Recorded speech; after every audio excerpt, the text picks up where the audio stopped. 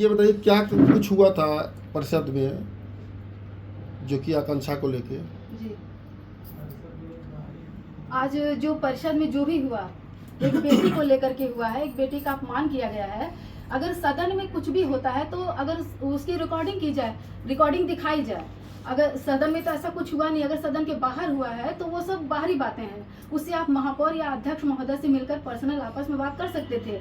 लेकिन जो सीमा जायसवाल जी हैं, भारतीय जनता पार्टी की पार्षद हैं, महिला पार्षद हैं, उन्होंने पूरे भरी सभा में एक बेटी को अपमानित किया, जो कि सदन की ये बात है ही नहीं। लड़की कभी मर्डर कर देते हैं और कभी किसी व्यक्ति के मुंह पेशाब कर देते हैं, तो ये सब नहीं चलेगा। और अब तो सिंगरौली में भी भ्रष्टाचार आ गया। आज आपने स्वयं देखा कि सिंगरौली के परिषद में आज ये सारी बातें हुई।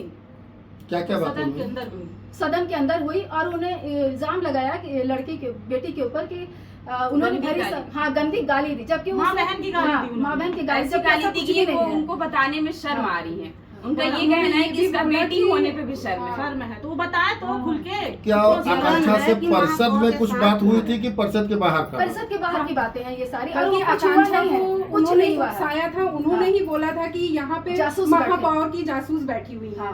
तो ये शब्द क्या बहुत अच्छे हैं उनके?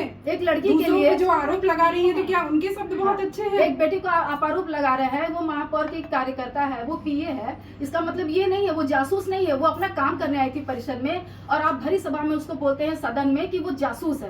क्या वो जासूस है? क्या जितने रिपोर्टर बैठते हैं या फिर किसी के हस्बैंड बैठते हैं, क्या वो सारे जासूस हैं?